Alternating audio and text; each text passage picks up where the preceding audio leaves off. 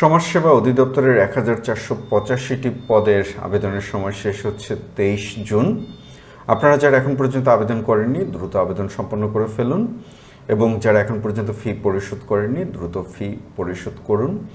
এখন প্রশ্ন হলো পরীক্ষা কবে নাগাদ হতে পারে এবং কিভাবে প্রস্তুতি গ্রহণ করবেন, এ সমস্ত বিষয় নিয়ে আজকে কথা বলবো। আসসালামু আলাইকুম, যেখান থেকে আমাদের এই ভিডিও দেখছেন আমার পাঠঘরে আপনাদেরকে আরও একবার স্বাগতম। সমাজসেবা অধিদপ্তরের 1485টি পদের আবেদন, যে আবেদন শেষ হবে আগামী 23 জুন। খুব বেশি সময় হাতে নেই।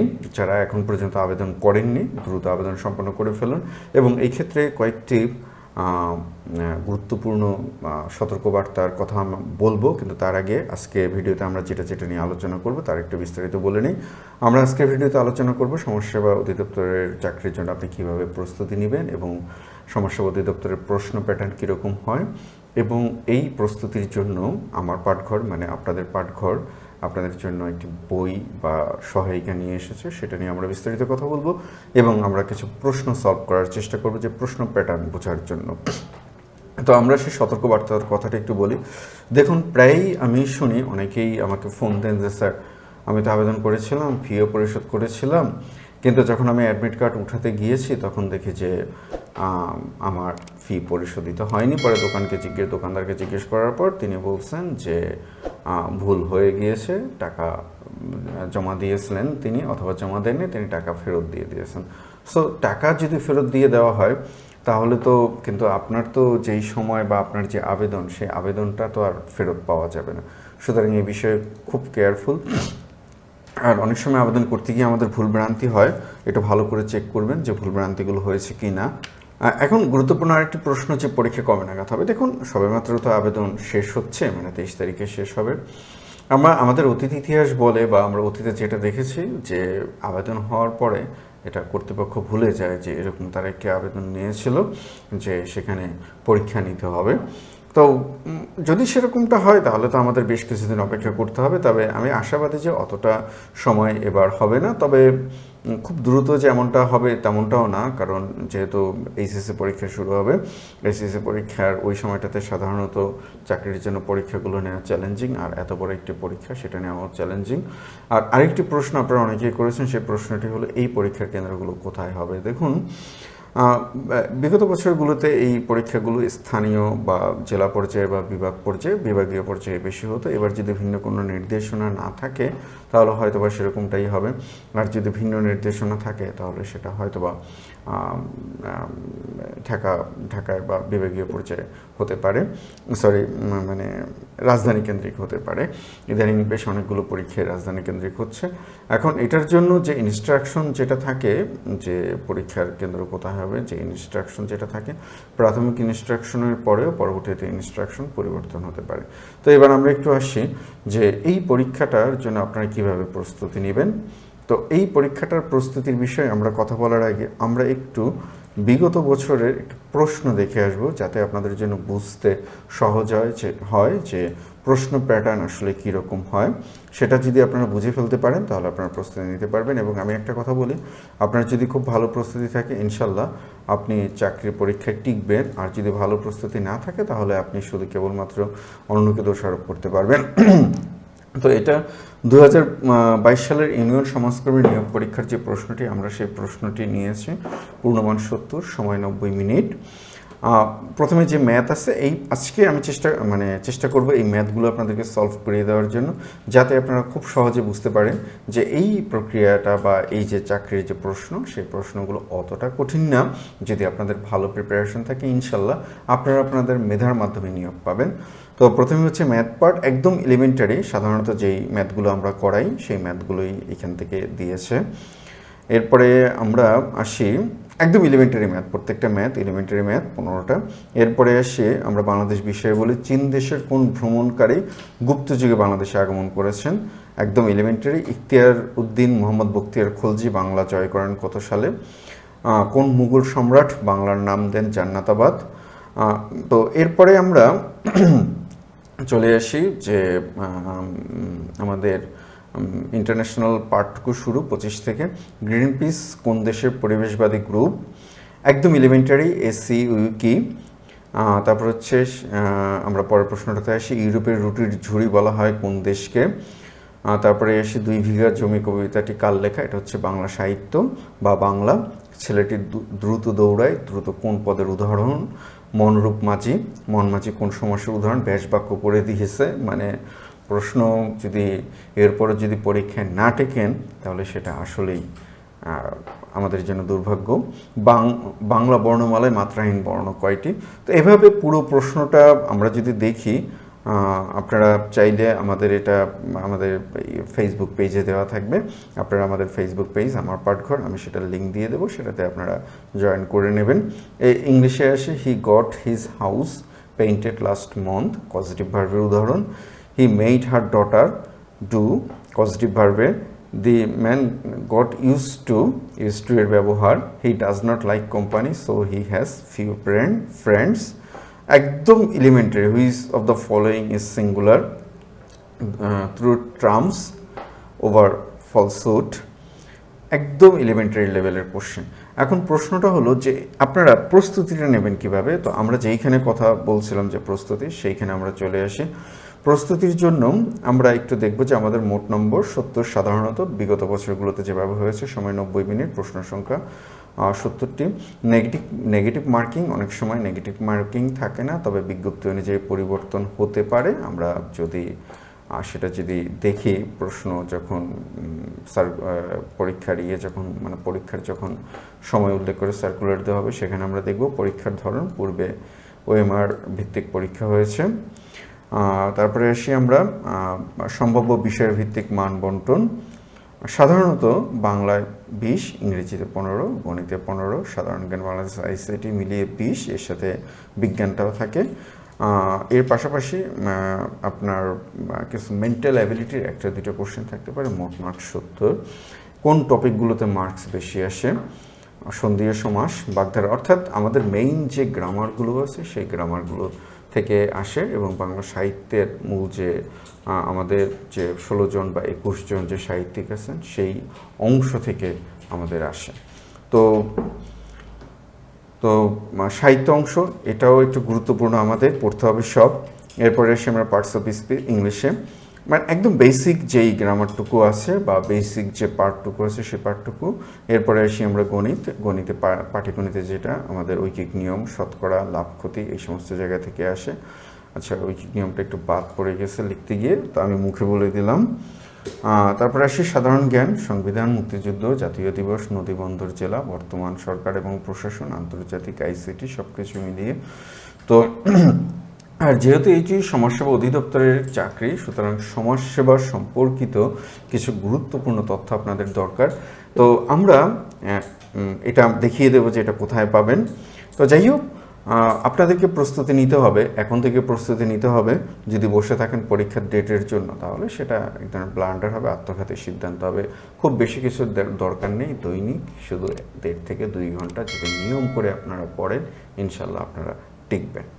তো এখন আসি আপনারা যে এই যে সামগ্রিক প্রিপারেশনটা আপনারা কি ধরে করবেন, কারণ এগুলো সবগুলো যদি আপনাকে মেনটেন করতে হয় তাহলে অনেক সময় লাগবে। এমনকি সহজ কোনো উপায় আছে, শুধু পড়বেন, যার ভিতরে পুরো সিলেবাসটা কভার করা থাকবে, এবং একই সাথে পরীক্ষায় সর্বোচ্চ মার্কসও আপনারা পাবেন। এখন আমি সেটা দেখাবো আপনাদের। তো স্ক্রিনে আপনারা যেটা দেখতে পাচ্ছেন, আমার পাঠঘর, সমাজসেবা অধিদপ্তরের নিয়োগ সহায়িকা।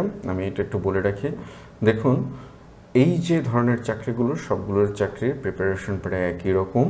আপনি যদি যে কোনো একটি চাকরির জন্য ভালোভাবে প্রিপারেশন নেন, যেমন সমাজসেবা অধিদপ্তরের যে প্রিপারেশন, সামনে যুব উন্নয়ন অধিদপ্তরের, এবং আরও কিছু, অর্থাৎ 11 থেকে 20তম গ্রেডের, ইভেন তো 10তম গ্রেড বা বিসিএসের কথাও যদি আমরা চিন্তা করি, তাহলে আপনার যদি একটা প্রিপারেশন ভালো থাকে, আপনি খুব ভালোভাবে যে কোনো চাকরির পরীক্ষা উত্তীর্ণ হতে পারবেন। তো এই বইটা আমরা সমাজসেবা অধিদপ্তরের কথা বলেছি, শুধুমাত্র যে সমাজসেবা অধিদপ্তরের জন্য তা না, 11 থেকে 20তম গ্রেডের যে কোনো চাকরির জন্য আপনারা এই বইটা যদি একবার পড়ে ফেলতে পারেন, মানে একবার বলতে ভালোভাবে যদি পড়ে ফেলতে পারেন, তাহলে আপনারা ইনশাল্লাহ উতরে যেতে পারবেন খুব ভালোভাবে। আমাদের বৈশিষ্ট্য, টপিক ভিত্তিক আলোচনা। আমাদের বইয়ের 2টা পার্ট, একটি হচ্ছে আমাদের টপিক পার্ট আর একটি হচ্ছে আমাদের প্র্যাকটিস পার্ট। আমরা ভেতরে দেখব আমরা কীভাবে সাজিয়েছি। গণিত, ম্যাজিক, শর্টকাট এবং বিস্তারিত ব্যাখ্যা, পরীক্ষা পদ্ধতির আলোকে সাজেশন, সাম্প্রতিক বিষয়াবলী, সমাজসেবা বিষয়ক তথ্যসহ বিবিধ আপডেট সংযোজন। তো আমাদের বইয়ের 2টা পার্ট। আমরা এটা হচ্ছে যে আমাদের সমাজসেবা অধিদপ্তরের পরীক্ষার পূর্ণাঙ্গ মাস্টার স্টাডি শিট, অর্থাৎ সমাজসেবা অধিদপ্তর থেকে যে কোশ্চেনগুলো আসবে সেই কোশ্চেনগুলো বা যে তথ্যগুলো আপনাদের দরকার সেই তথ্যগুলো আমরা দিয়ে দিয়েছি শর্ট করে।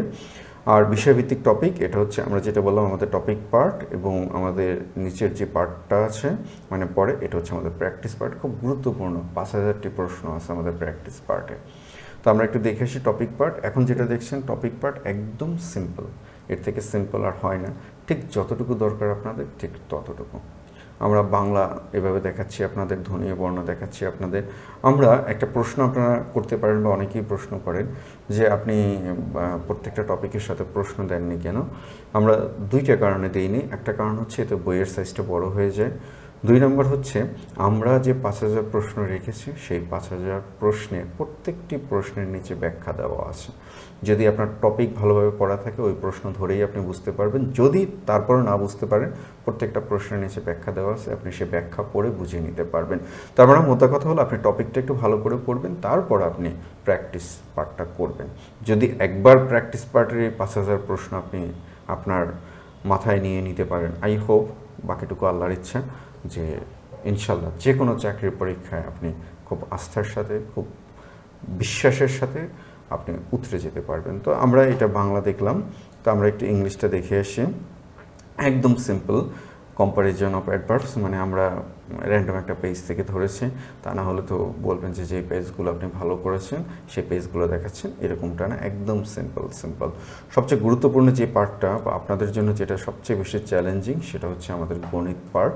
সেই গণিত পার্টটা দেখুন, আমরা একদম সিম্পল, একদম শুধু টপিকগুলো আমরা আলোচনা করেছি, কিভাবে করবেন সেটা আলোচনা করেছি, এবং এর পাশাপাশি আমরা এই যে আমরা অনেকগুলো দেখেন প্রশ্ন সলভ করে দিয়েছে আমরা এভাবে। তো এভাবে প্রত্যেকটাই, আমরা যদি ইন্টারন্যাশনাল অ্যাফেয়ার্সে যদি যাই, আমরা বাংলাদেশ অ্যাফেয়ার্সে র্যান্ডম একটি পেজ, যে দেখুন এইখানে যে তথ্যগুলো আছে আমি একটু ফ্রিজ করে রাখলাম, আপনারা দেখুন যে কোনো বাংলাদেশের যে কোনো পরীক্ষায় এইখান থেকে প্রত্যেকটা লাইন বারবার এসেছে, আপনি সার্চ দিয়ে দেখতে পারেন, ইনশাল্লাহ আপনারা পরীক্ষায় কমন পাবেন।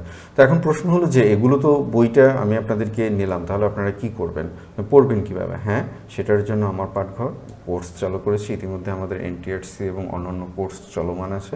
আপনারা চাইলে আমাদের যে সমাজসেবা অধিদপ্তরের কোর্স, যেহেতু সময় খুব বেশি পাবেন না, সেই কোর্সে আপনারা ভর্তি হতে পারেন। সবগুলো ক্লাস আমার তত্ত্বাবধানে সম্পন্ন হবে ইনশাল্লাহ। আমরা আমাদের 3 মাসের কোর্স, যেটা পরীক্ষার আগ পর্যন্ত চলবে আপনাদের, অর্থাৎ 36টা ক্লাস হবে, লেকচার হবে। আমরা এই পুরো বইটাই, আমাদের মূল টার্গেটটা থাকবে এই পুরো বইটা আপনাদেরকে কমপ্লিট করে দেওয়া। তো আমরা একটু আমাদের গুরুত্বপূর্ণ যেটা আমাদের জন্য সবচেয়ে গুরুত্বপূর্ণ, আমরা সেই জায়গাটাতে চলে আসি। আমরা আসি এখন আমাদের যে বাংলা প্র্যাকটিস পার্ট, সেই বাংলা প্র্যাকটিস পার্টটাতে আমরা র্যান্ডম যাচ্ছি। দেখুন এইখানে যে কয়টা প্রশ্ন আছে, আপনি যে কোনো একটা প্রশ্ন নিয়ে আপনি সার্চ দিন গুগলে বা আদার্স যে কোনো সার্চ ইঞ্জিন ব্যবহার করে অথবা এআই ব্যবহার করে, দেখুন কতবার পরীক্ষা এসেছে।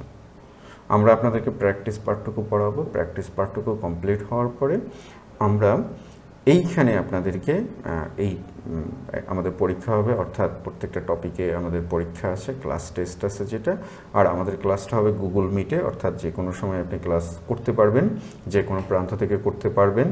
আপনি যদি নির্দিষ্ট সময়ে ক্লাসে অংশগ্রহণ নাও করতে পারেন, আমাদের ক্লাসগুলো রেকর্ড থাকবে, আপনি সেখান থেকে দেখে নিতে পারবেন। তো ইনশাল্লাহ আমরা প্রত্যেকটা জায়গাটা এরকম করেছি। আমরা যদি একটু ইংলিশ দেখি, আমরা র্যান্ডম দেখাচ্ছি, সেম একই রকমের। আমরা যদি একটু গণিত দেখি, যেটা আপনাদের জন্য সবচেয়ে বড় চ্যালেঞ্জিং, আমরা র্যান্ডম একটি পেজে আসলাম। এই যে গণিত দেখুন, প্রত্যেকটা প্রশ্ন সলভ করা আছে। এরপরও যদি আপনাদের সলভ করতে সমস্যা হয়, সেখানে আমার পাঠঘর তো আছে, অর্থাৎ আমাদের যে ক্লাসগুলো হবে সেই ক্লাসগুলোতে আপনাদেরকে বিস্তারিত বুঝিয়ে দেওয়া হবে। অর্থাৎ আপনার ম্যাটেরিয়ালসগুলো আমরা দেখিয়ে দিলাম যে আসলে কী নিয়ে আমরা কোর্স করব। এবং ইতিমধ্যে আমাদের অনেকেই বই নিয়েছেন, তারাও যদি চান যে আমাদের সাথে ক্লাসে জয়েন করবেন, সেটাও করতে পারবেন, কোনো সমস্যা নেই, প্রবলেম নেই।